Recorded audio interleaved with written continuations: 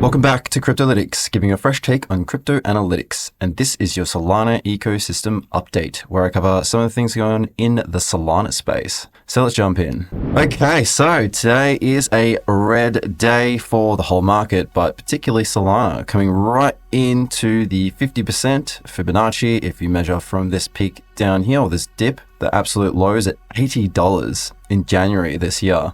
I can't believe we were at $80 in January this year. Feels like an absolute bargain considering we made that massive run up, another 160% to 210, just under 210 US dollars. You can see here, 209.9. And so if we have a look now, all of our past supports are now resistance above. We've also got a trend line to contend with. We've just been kind of bleeding in this sort of choppy downwards pattern. You know, there's nowhere near as much volatility as what we had at the start of the year when we had sort of big moves and then a lot of these really wild swings in both directions. We are now just sort of entering a bleed phase where there's buying happening, but the selling is outpowering the buying very slowly. And I'm seeing on my timeline on X just all of these bear posts essentially. So for me, that's when I feel greedy. These are the days that I look forward to because otherwise I just don't see that much point in aggressively buying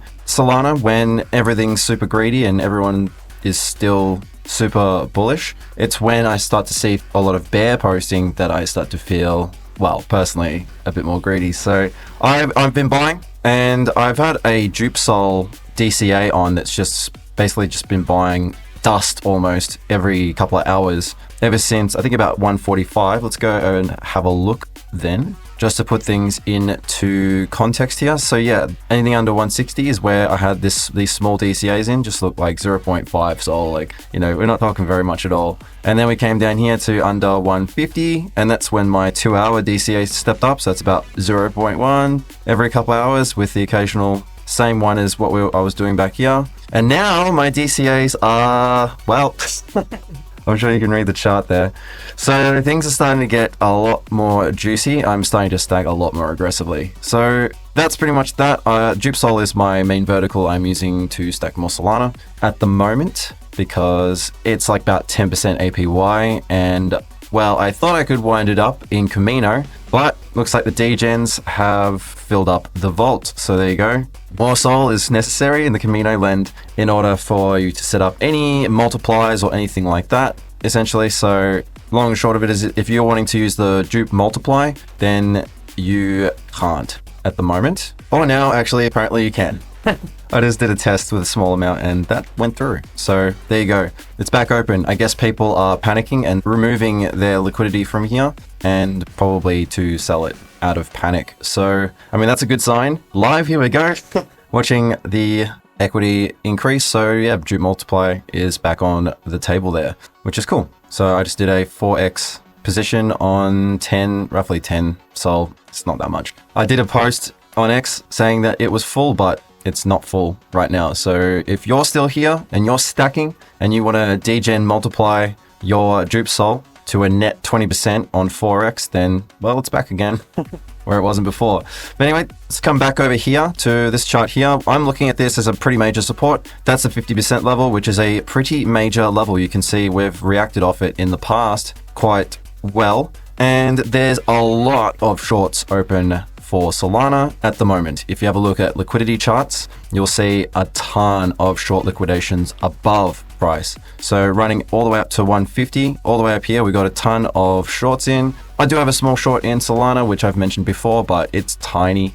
It's kind of a basis trade. I've got my own basis trade going where I've got a short open and I'm just DCAing aggressively and buying. Well, not super aggressive, but now it's getting a lot more aggressive. So I'm here for the red days, I'm going to be honest. We are below the bull market support band, admittedly. So we did briefly dip below it back in May, but we recovered quite nicely. And again, that was a nice buying opportunity, but we're right back there again. So if in May you didn't get a chance to buy the dip, if that's something that you want to do, then now we are back at those levels again.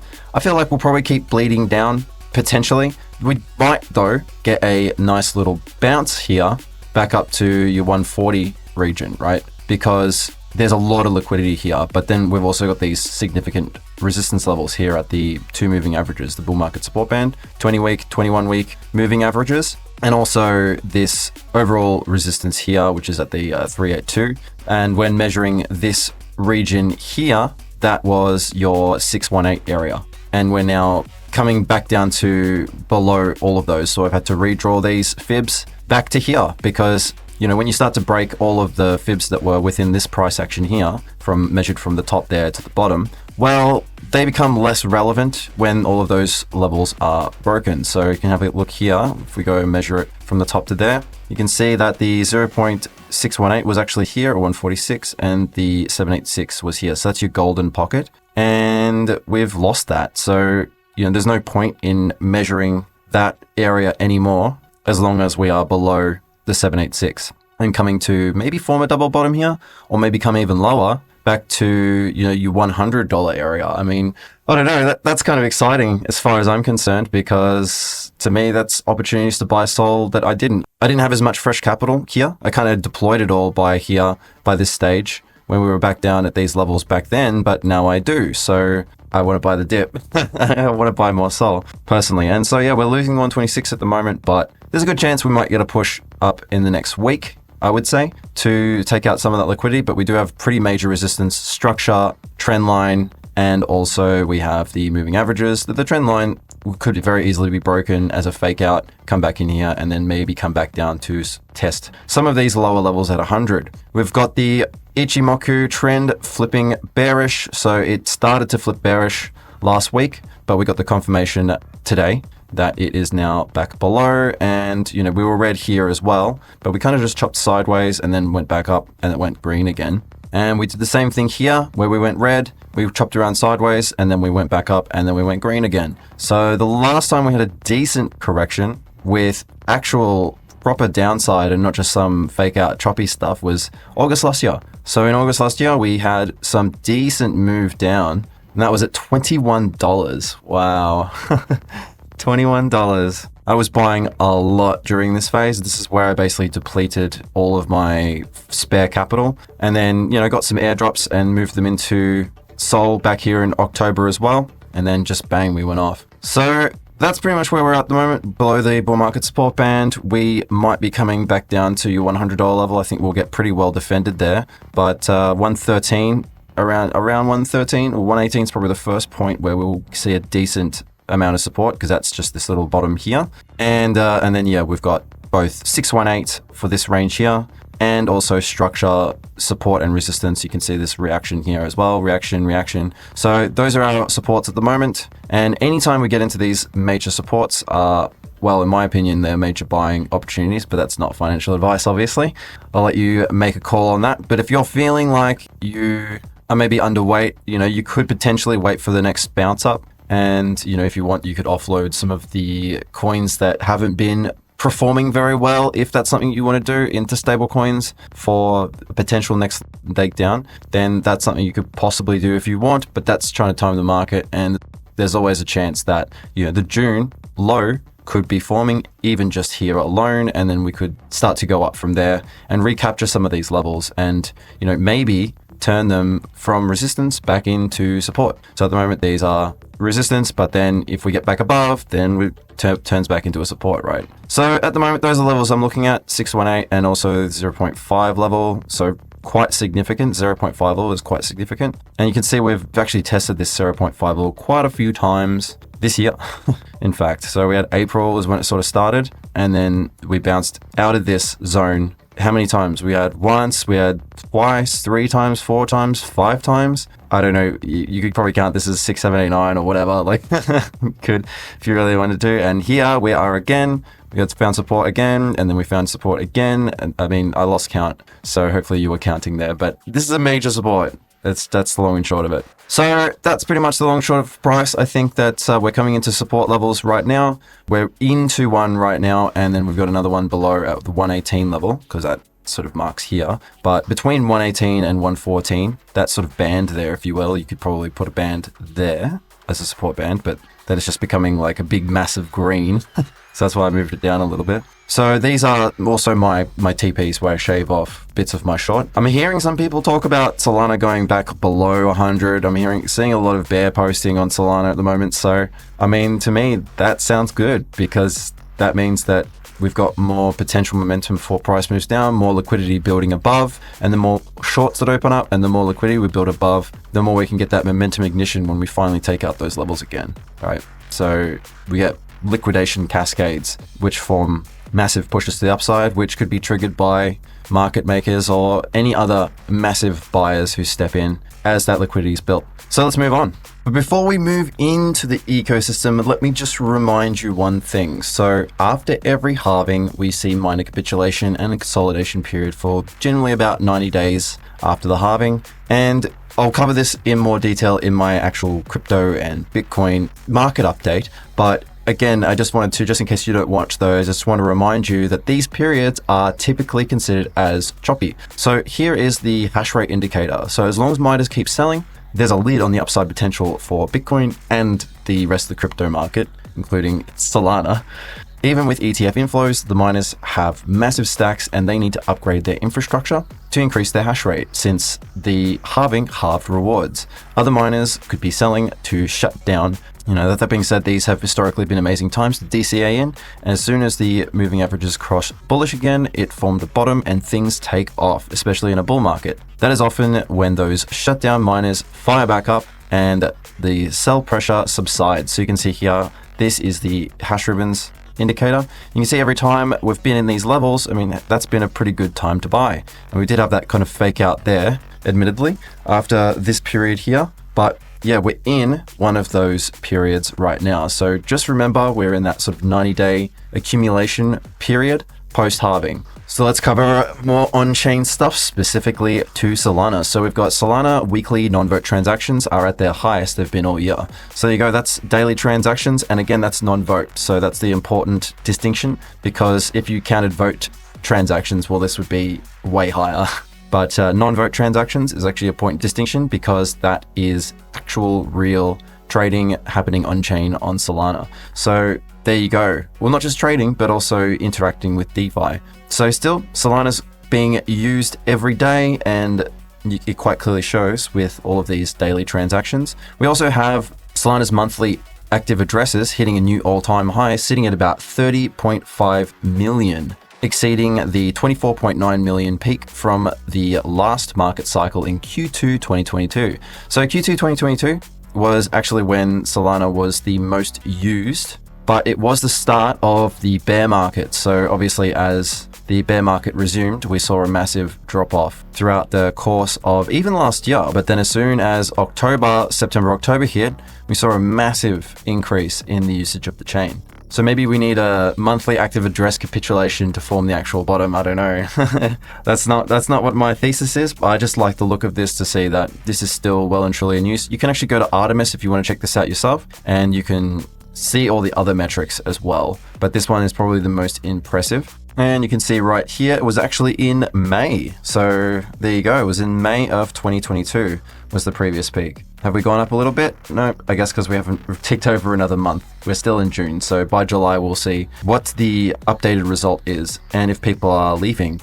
Now, I guess with a lot of sort of the meme coin trading dying off a bit, we probably will see a small tick down on that metric, but still impressive nevertheless, I would say. And you can see the chain is still well and truly being used. Now, the big news for Solana over the last week was Solana introducing ZK compression on Solana directly on the L1 without requiring L2s. Now, what is this? Solana has two key metrics.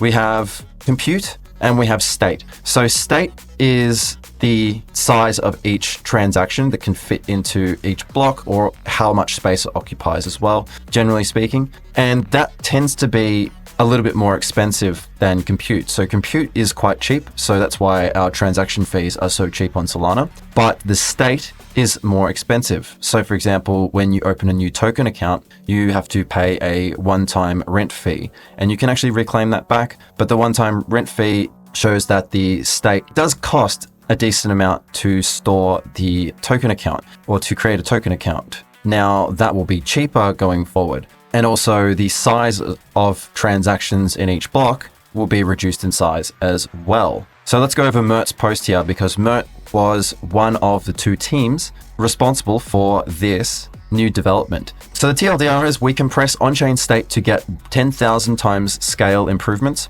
and get one step closer to building the financial computer, an unstoppable global atomic state machine, syncing at the speed of light. We'll quickly go over for non-technical folks. So developers can now build and scale literally anything they want directly on Solana without needing to leave it. Example, cost difference. Take an airdrop to 1 million users. Today, this would cost over $260,000 for the state alone. Now it's $50, so it's 5,200 times cheaper. But a token account is just one example of everything on Solana. But I think the next big thing to mention is that you combine this, add in Firedancer, multiple concurrent leaders, async, execution, and an ecosystem of thousands of insanely cracked devs. We have a real shot at this crypto thing. Well, I mean, it's pretty funny. But nevertheless, you see Tolly has reposted this as well, and just going over the current state of Solana's state, essentially. So that's the biggest thing I would say this week, is that, token accounts are going to be much cheaper, and the size of each transaction, each block is going to be reduced as well. And anything really will be much smaller. So it means that the storage requirements to fit the chain on a validator client, for example, are significantly reduced. And we have a lot of transactions happening on Solana. So this is actually quite important. Otherwise, it would bloat the whole database to a point where you would need terabytes and terabytes and terabytes and terabytes of space, petabytes even, or exabytes in order to store the chain. So it would just mean that massive barrier to entry with regards to if you wanted to run your own validator. So that's pretty cool. There's been, a bit of pushback from the ETH maxis saying, using our ZK terminology, like, why are you using that? Well, it's just because it makes sense. It's ZK compression, right? So it's just an analogy, right? So it's like an engine compressor squeezes more air and fuel into the piston. ZK compression squeezes more state into the virtual machine during execution. Anatoly Yakovenko, Solana's co-founder, has just been pushing back against a lot of the criticisms, which I don't even understand why they're coming in. It's all happening on the base chain. So it's still not going to fragment liquidity. It's still not going to create what the ETH L2 ecosystem has become, where you have all of these layer 2s, scattered liquidity, all this fragmentation. It's not that. It's just all based on the base chain. But technically, I guess you could say it's an L2. So this is what Anatoly said. It's an L2 that doesn't need a security council multi-sig. Users don't need to switch chain IDs. It doesn't need governance tokens. It doesn't need an external sequencer. Solana validators still get all the transaction fees. It's like an L2 without all the things that people complain about with L2s. So there you go. The creator of the airdrop checker for Solana, SolWorks or Suchiko, actually brought up a pretty valid point though. So this is one thing that is probably not ideal about this. So now we have ZK compression. Are we going to see another wave of spam NFTs? So we already have compressed NFTs, but I think now we will be looking at spam tokens as well, because when you send a token to a user, you have to pay rent for the token account, right? Because you're sending it and airdropping it to the user. Well, now that's even cheaper. For all the positives Solana ZK compression brings, so too does it bring the potential for countless spam tokens and NFTs, as the cost of compute and account rent, or state, are now both super cheap. So currently, state rent is higher and it acts as a spam deterrent. So this is definitely a good point and something to think about. I think out of everything I've seen so far, this would probably be my only criticism, but if you could even call it that, because this is a great leap forward for Solana. But anyway, let's move on. So we've got Coinbase is the custodian for North America's first Solana ETP. So it's exchange traded product, very similar to an ETF, brought to you by 3iQ Corp. As part of the partnership, 3iQ Corp will leverage their institutional custody infrastructure to introduce Solana staking to Canada's ETP space. So they'll have staking as well, which is pretty cool. So there you go. We've got our first Solana ETF equivalent, or ETP. Canada's making the first step. And, I mentioned in my last video that there's rumors about BlackRock wanting to file for a Solana ETF in July. No confirmation on that yet, but hey, that would be pretty cool. So we've got all this stuff happening. Price keeps going down. What's the best reaction to that? In my opinion, it's time to position yourself for all of this cool stuff, because when the market resumes, people are going to finally come back and be like, oh, this happened while we were gone. What have I been doing? Why did I leave? We have also got breaking Phantom releases charts straight from within your wallet. So we've got a little video here, which is pretty wild, but I'll show you what it actually just looks like. You can come over here and you can see that, wow, Solana's dropped even more since I started the video. 125.7. Yes, this is excellent. I'm buying it cheaper. But anyway, you can have a look here at the price of Solana right now at 125.70 cents. You can see over the course of the week. So that's 1 day, 1 week. That's what it looks like. Down 15% in a week. Let's see what's down in a month. 25.85% in a week. And let's have a look at year to date. Well, it's still up 14.62%. That's, that's actually just since the start of the year. I think that's where they've started the actual data collection for this. Because they've actually looked at Solana year to date. Let's have a look.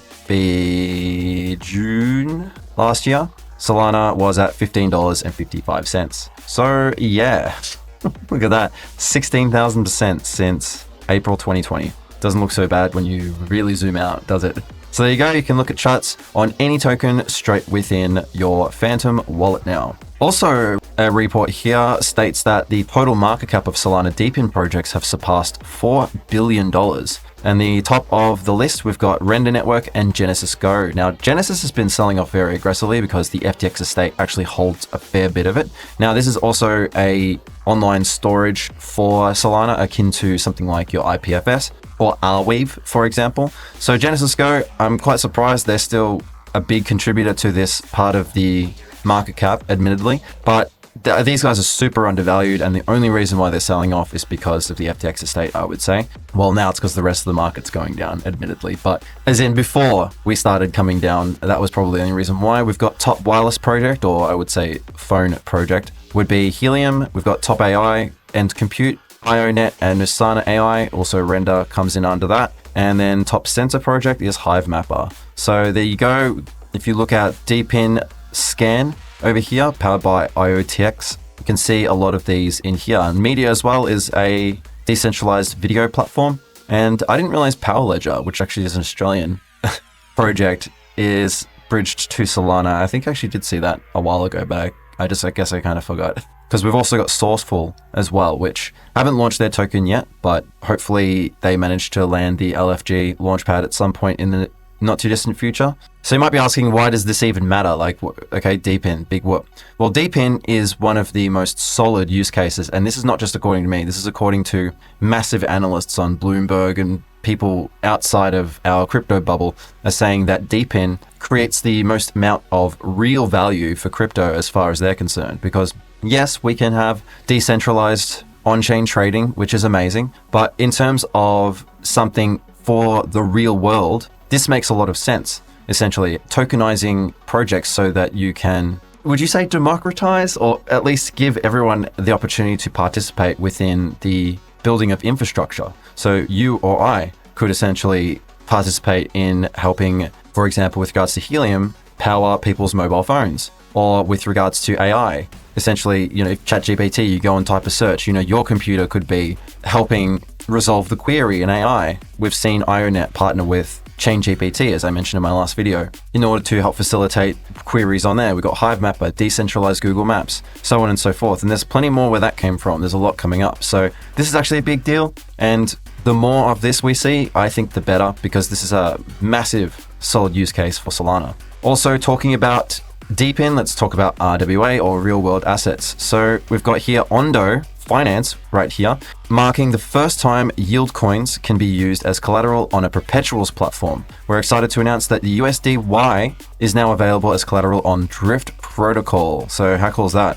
Best PerpDEX on Solana in my opinion. I mean, Flash and Zeta are great, don't get me wrong, but I love the fact that you can collateralize other assets on Drift Protocol. That's what makes this the best in my opinion, because we don't even see that on centralized exchanges, being able to use your collateral to trade against. So you can still hold your assets, but still use those as collateral to trade against, that's amazing, rather than having to swap it out to USDT or some sort of stable coin. If we're in a bull market, why do you want to sell that stuff into stable coins to trade against? Why not just trade against your assets? So welcome to Ondo ecosystem drift. So USDY holders on Solana can now utilize their yield-bearing stablecoins as collateral for margin trading and perpetual contracts to boost capital efficiency. Additionally, users can deposit and borrow USDY on Drift. So there you go. They also did a Spaces with Drift where Cindy spoke in it, and she's always fascinating to listen to. I think she's from Malaysia, living in America, I believe. But yeah, this is a pretty big deal because this is the yield from USDY and Ondo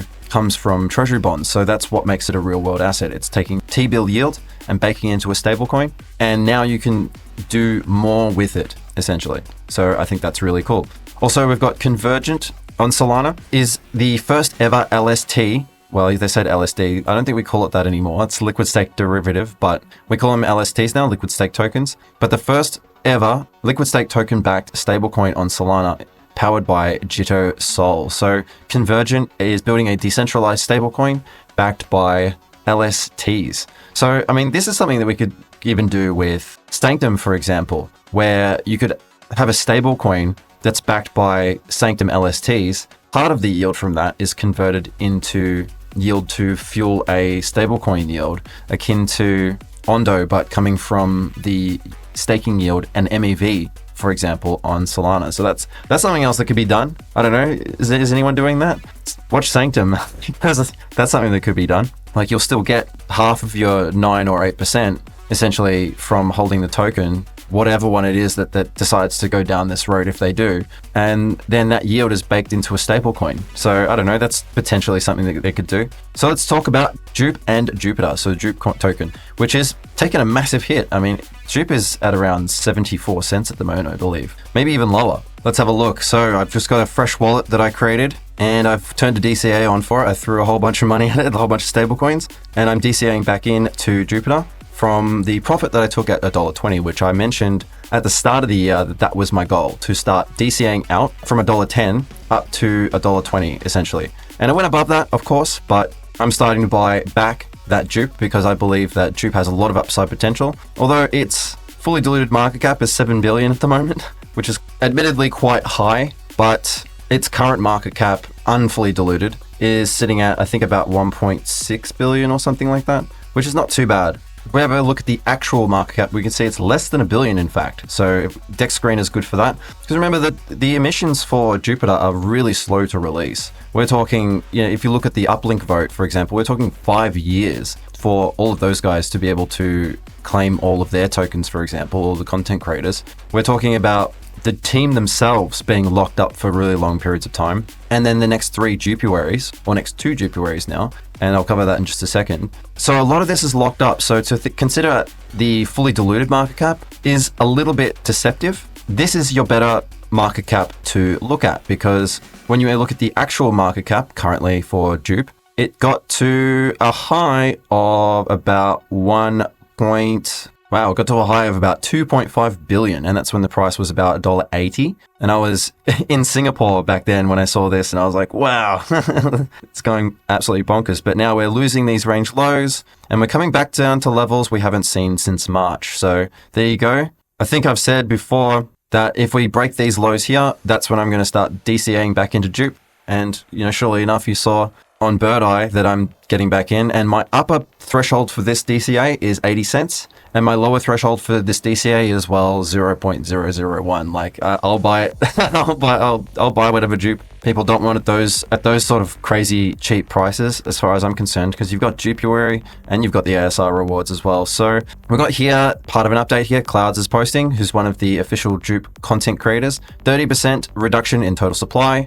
Team cuts allocation by 30%. Jupuary emissions reduced by 30%. No director investors enable reduction and benefits. Cuts fully diluted value, enhances understanding, addresses emissions, and motivates growth. So another key thing that I got from the planetary call where I believe Cloud's got some of this information from, as well as Mia's post, was there's going to be 2 more Jupiaries, and again, this will be voted upon, so this is not passed yet, but 2 Jupiaries instead of 3 coming up now, and that's part of how they're cutting the emissions, because it seems like emissions has come up as a potential issue. But Jup emissions, to me, aren't a concern because they're not ongoing. They occur like every 6 months. You've got the ASR rewards in July, and then you've got Jupiary in January. So that's kind of every 6 months, there's some sort of reward schedule for the Jupiter tokens. So it's locked during those periods, essentially. And there's a 30-day unlock for the Jupiter DAO as well, right? So if you vote for projects or DAO votes within the vote.jup.ag, then if you want to unstake that, that's 30 days as well.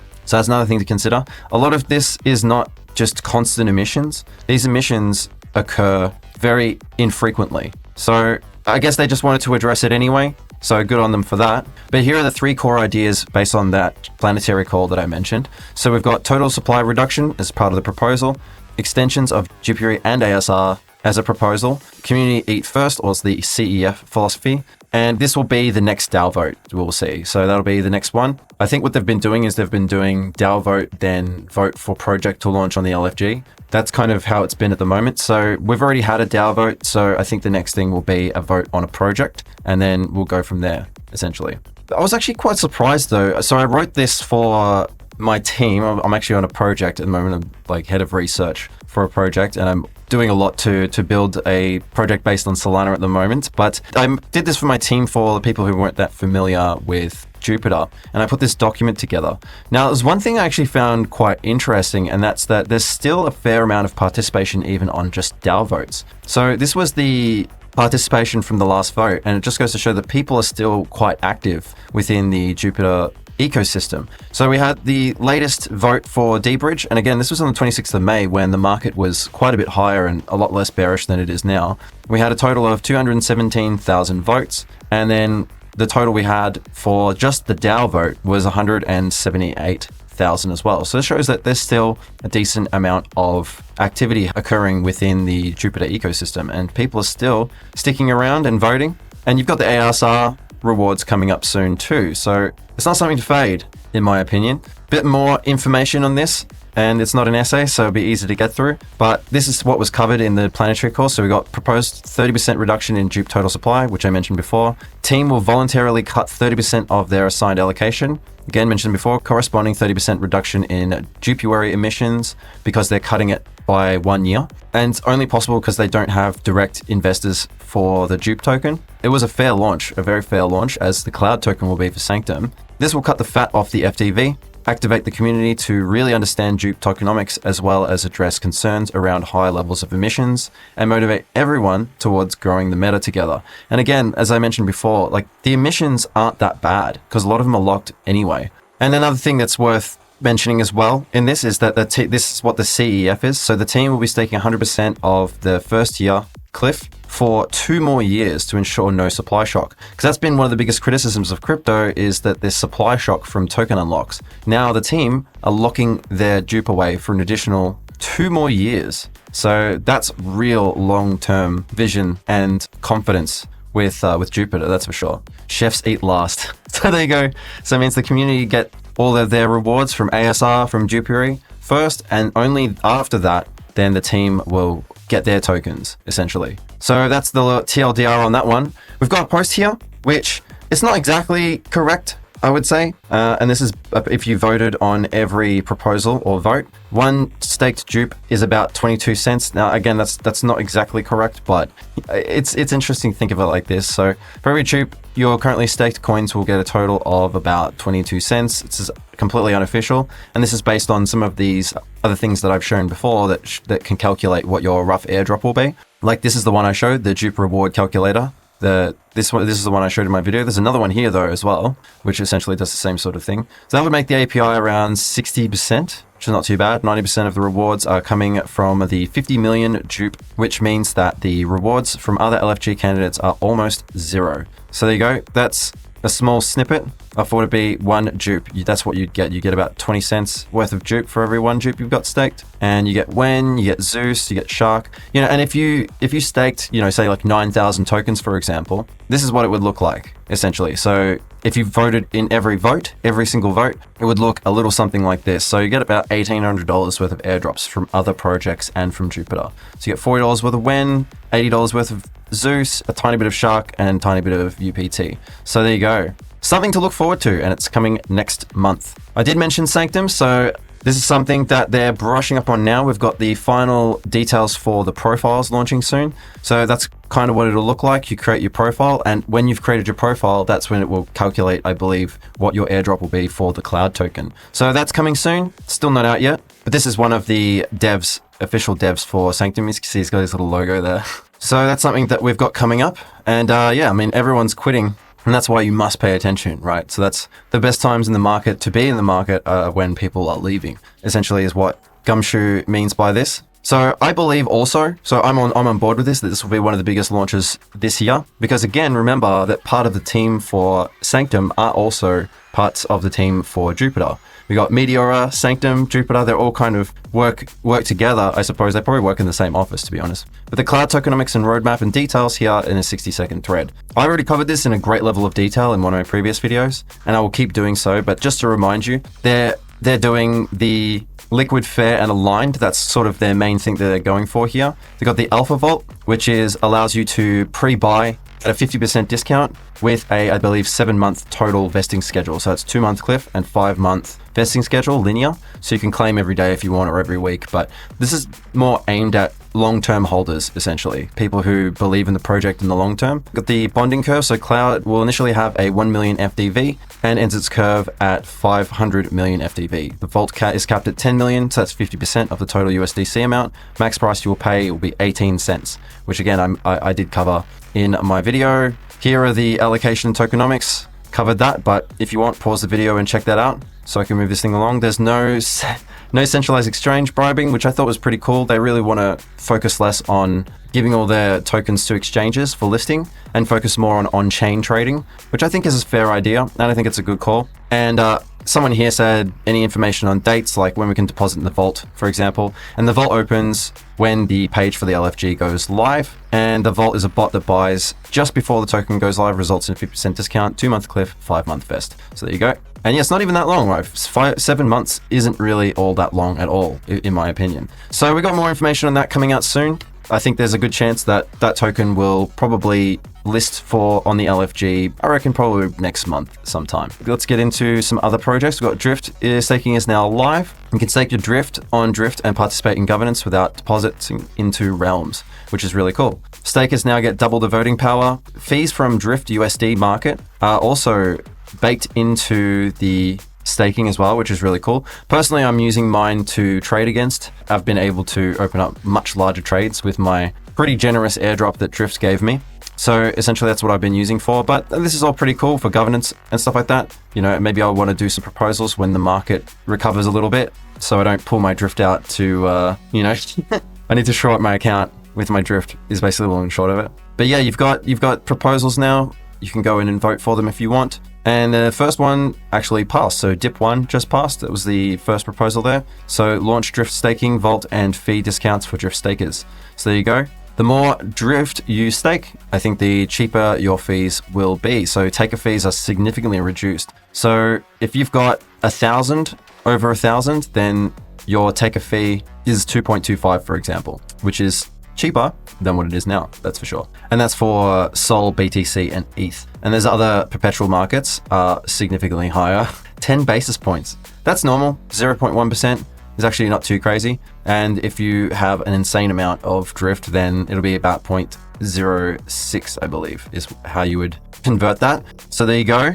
And also, which I thought was actually a really good point and something I've mentioned before, how you can use your collateral to trade against in Drift. But Drift is the first to offer earn on unfulfilled orders. So if you have a resting limit order, you will be paid on your deposit. So any yield from depositing in the protocol, you still earn on that before your limit order is filled. So if you're doing a spot-based limit order, for example, you'll still be earning yield on that until the actual order is filled. So in previous models, you had to open a borrow and forego the interest to have a resting order. And now it still will earn interest even when at rest waiting to be filled. So that's pretty cool. While we're talking about PerpDEXs, I should cover the Zeta Markets ZEX token is launching soon. And if you want to know if you're eligible, there's a way you can go and find out. You can actually just go to their website to find out, to be honest, and that's the best way to do it. So you can go straight to the Zeta Markets website and go check there. But the new airdrop meta is now linear vested claims. So I mentioned before about the Cloud token, even that's with regards to vested for the launchpad, but Drift did a linear vested schedule, so they did 6 hours. So instead of 6 hours, I think they're doing 7 days for there, which is probably what Cloud will do. I think for the Cloud token, I mentioned in my last video, they're doing months for their vesting, whereas, well, we don't actually have any confirmation on the airdrop yet, so that's just for the vault. But at least they might do the same thing for the airdrop as well. But we've got here Zeta Markets doing an airdrop lock for 7 days, and you can immediately claim your entire amount if you stake it immediately. So that's the other thing as well. So if you want to just sell your airdrop, you can if you want. You could just claim whenever you want to just get a partial amount, or you can wait until it's completely available. Essentially, like it's a linear vesting schedule, so it will be linearly increasing in the amount you can claim, the same as with Drift. But if you go immediate claim and you stake it, then it just locks it up essentially, and you're immediately staking as well. But you can go to token.zeta.markets if you want to look at your allocation. I've got a very small allocation myself because I just provide liquidity in there, but you can boost your claim by staking it. So claim and stake immediately to unlock the full amount. And you also get an additional amount of the 2% supply, which is allocated. So claim and stake immediately to unlock the full amount, and staking the airdrop for a 2% bonus. So how cool is that? Well, it's not 2% bonus, but the total supply has specifically allocated 2% for people who do this. So once this is all done, Zeta X will be next. So that's their Sol L2. So Zeta is working on an L2 for Solana because they just use USDC as collateral. Like Drift can't do that because it's just too difficult, because you can trade against other tokens as kind of equity or collateral to trade against. Whereas if you have a look here at the Zeta Markets documentation, you can see that they are looking to build a L2. And yes, yeah, just quickly, I think it's 28 days is what the lock is if you claim and stake. I'll be doing this personally, but you can see here part of their roadmap. In the short term, staking helps establish our governance mechanisms and aligns key users with the protocol by rewarding their governance participation with boosted incentives. Governance will play an increasingly important role in Zeta's roadmap as we migrate to Zeta X and the transition to our very own layer 2, which will introduce additional parameters requiring governance, such as transaction fees and validator rewards, in addition to existing elements such as market listings and incentive emissions. And they've got a light paper for Zeta X as well, which I won't go into, but you can, if you want to, you can go to Zeta Markets and just find it just by going through that. But there you go. So that's something that Zeta Markets is working on, a layer 2 scaling solution for their PerpDEX. Now, this is a bit saucy. I don't know how you feel about this, but this is my opinion. But yeah, I'll let you fill in the blanks there. But you know, this is my I'm gonna call it an opposites post. So yeah, we got Nokia is better than Apple, Yahoo's better than Google, Horse is better than car, Blockbuster is better than Netflix, MySpace is better than Facebook, typewriter is better than computer, Pages is better than smartphones, and Ethereum is better than Solana. So hey, well, that's just that's how I feel about it anyway. But I didn't get any pushback, so I guess people within my bubble agree with it, so let's move on. We've got point system and airdrop farming is live for vSOL. So vSOL is one of Sanctum's LSTs. Mentioned Sanctum before, but their vSOL or VaultSol has their own LST, and they're actually doing a points program now as well. You actually use it in Camino Multiplier and Texturefy. In Texture, you'll actually get airdrop points for Texture as well. So you're double airdrop farming there, which still counts for DJ and yield opportunities as well as DEXs, or even just holding the LST. Now you can't just hold it in your wallet. You have to go and add it to their vault. So if you go into Vault Finance, connect your wallet, whichever wallet you might have VaultSol in. You actually have to come over here. I only put a little bit in, but that's just my contribution. I've got half in here and the other half is sitting in Camino Multiplier Vault.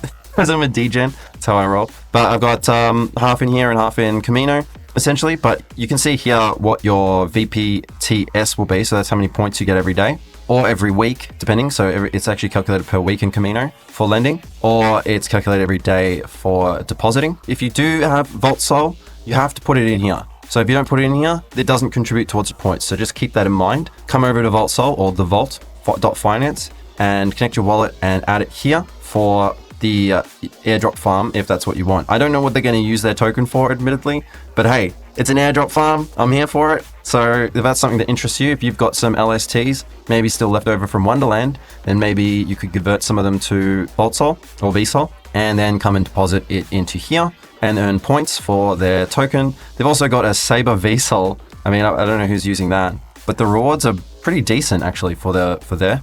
And you've also got DEX pools. So you got Meteora, Radium, and Orca, pretty standard for Sol vSOL liquidity pairs. And then I think probably the things that are most attractive to me is just putting it straight in their vault, because I want the maximum sort of vSOL yield, and also putting it and winding it up in Camino. So there you go. Something for the airdrop farmers, if that's something that interests you. Just remember you have to deposit it into the vault in order to earn the VPS points. And then every week you'll get an update on the Camino, anything you've put in Camino, for example, for that. So let's move on.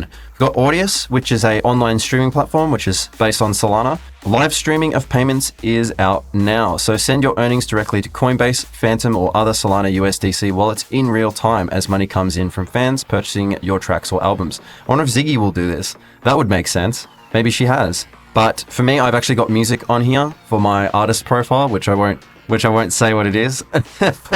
I've got music on here, and it's earned me a little bit of USDC, which is really cool. So Audius has kind of been forgotten about. I still hold their token, which is worth a lot less than when I bought it back in 2021, that's for sure. But this is pretty cool. And is this a DePIN play? I don't think it's physical, but it's something. At least it's a cool project, nevertheless, and I like it. They've got a decent following, 140,000 people following them at the moment. But I like this because, you know, if you get your music streamed on Spotify, for example, you get 0.005 cents a stream, I think it is. And the payout is like a minimum threshold of like $10 or something like that. So most people will just never see anything from that. And so these guys are looking to sort of democratize the process, if you will, and decentralize the process of music streaming. I like Audius personally. I think they're kind of flying under the radar these days, but hopefully they come back and become, you know, part of the meta again. But, you know, we'll have to see. Either way, I don't know how many people actually use Audius, but like now to this day, but some people are using it. And, you know, if you're an artist, why not just set this up? Like it doesn't hurt, right? It doesn't hurt. Especially if you get a lot of active streams, you might actually be able to get a decent amount of revenue from this platform. As long as your record label's happy with it, right? You got to make sure that that's okay, because that's something that some record labels might not be happy with, because you're bypassing their cut, because record labels take a pretty decent cut of fees. So that's one thing as well to consider. But if you're an artist, especially if you're not signed to a record label, then I mean, this is probably even better, essentially. So that's cool. I thought that was cool. Grass, if you've been using Grass and farming the points for that, so sharing your unused internet bandwidth, you'll have to go and confirm your email in that. So just make sure you do that. Go connect your wallet, then confirm your email and go through there. So if you've been farming Grass, make sure you do that, because the TGE will probably be next month in July. So if you've been farming Grass, go over to their X or their website and make sure you set all that up so it's ready to go for when their TGE is announced. We had some new updates, UX, UI improvements on Lulo. So we've got unified deposits, performance metrics, account activity, avatars, and more coming to Lulo. So these guys just keep shipping. I really, really like Lulo a lot. It's like the main place I go and put my stable coins if I'm waiting to do something with them. Mine are all in DCAs right now though, because I don't really, for me, it's not about earning yield on stable coins right now. For me, it's about deploying. So the next time I take profit, then this is when it'll be relevant to me. But for now, it's not so relevant. But still, these guys are doing a lot of cool stuff, and they're definitely one to watch. Just to remind you, Lulo deposits your stablecoins or whatever, even Solana and stuff, into various protocols to earn the maximum possible yield across many different protocols on Solana. And at the moment, they're offering deposits for the Jupe token, which, I mean, if you don't have it deposited into Jupiter for their governance, then I don't know, that's not ideal. Bonk, you got Blaze Stake Sol, Jitto Stake Sol, and Marinade Stake Sol, as well as normal Solana and stablecoin. So it'd be nice to see a few more different things in there, maybe some of the new LSTs, but for now they're just working on their UI. Still no dark mode though. Hopefully that comes next. I like dark mode a lot personally.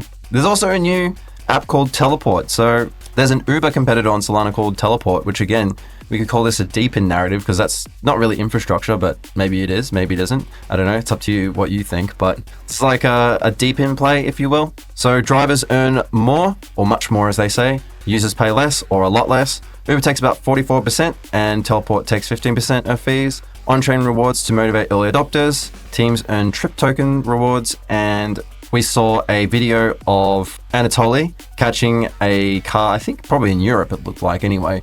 But with this, it might have been in America, but all the architecture around look like very European.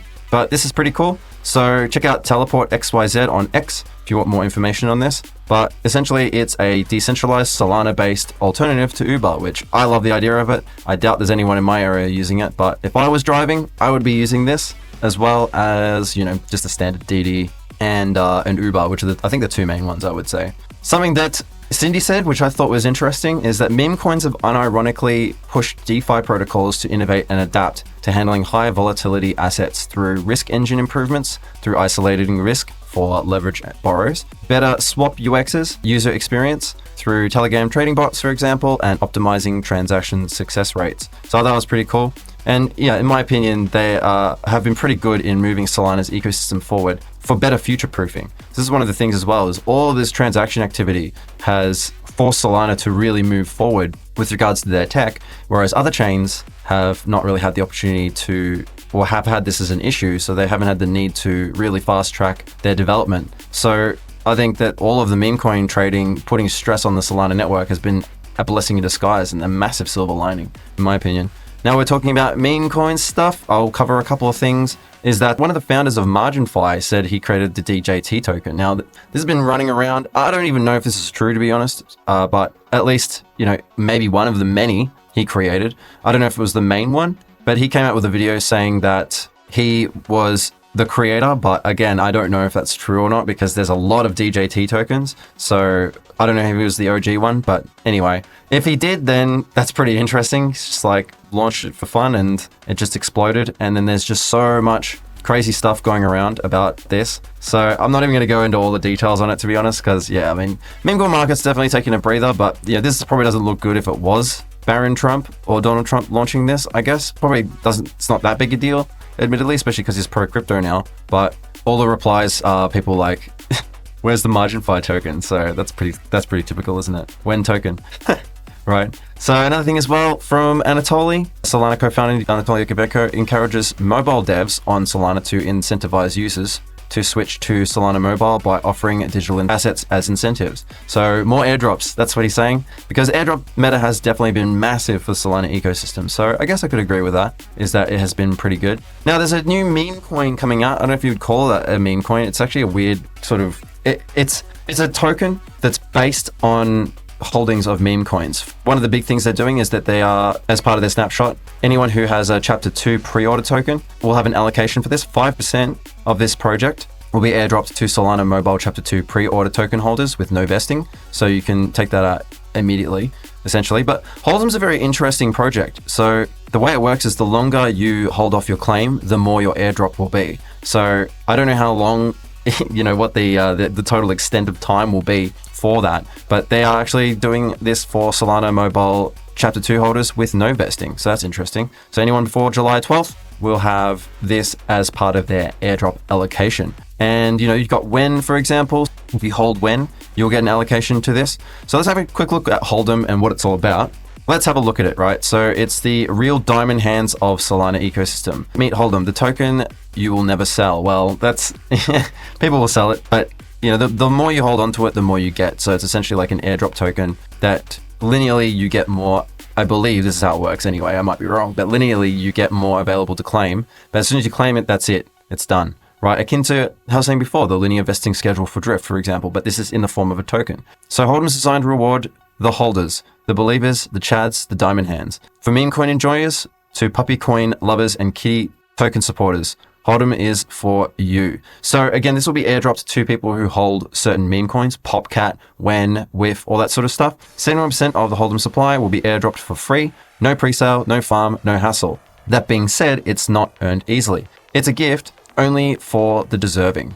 How does it work? Holdium points are awarded to holders based on the amount and duration they have held the select meme coins.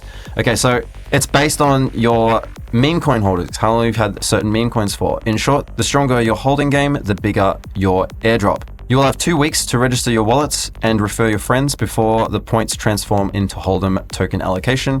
Referrers will earn 10% of their referee points, so make sure you share your link early. So you got 2 weeks to register your wallet. The Holdium airdrop is vested over 18 months with monthly airdrops. So that's kind of how it is. Each month you will receive your allocation airdropped based on the distribution calendar, but there's a catch. We told you Holdium is only for crypto legends. We will rank your holding game so far, but the true test lies ahead. If you sell your Holdium, it's game over. So there you go. The rest of your allocation will be destroyed and burnt in our laboratory. So do you have what it takes? Yeah, so essentially I'm gonna do this and I'm just gonna hold on to mine just because it's just for fun, I guess, and I don't really care. I got heaps of meme coins that I've been holding for a long time through all the ups and downs. I've definitely taken profit on some. I don't know if that counts, but I'm guessing that, you know, whatever I took profit on, will be my allocation will be reduced. I don't know how they're gonna calculate this because that's actually quite sophisticated. But anyway, so we go 26th of the 6th, so we've got 2 days left of this. So go to holdium.xyz, register your wallets,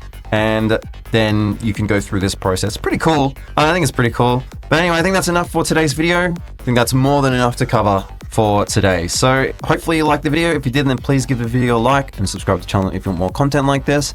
And go follow me on X if you want all of this content on all of this alpha in real time before I can do a long form video on it. And leave a comment down below. Let me know what you liked about today's video, and hopefully I'll see you on the next one. This is Kryptolytix signing out. Have a good one.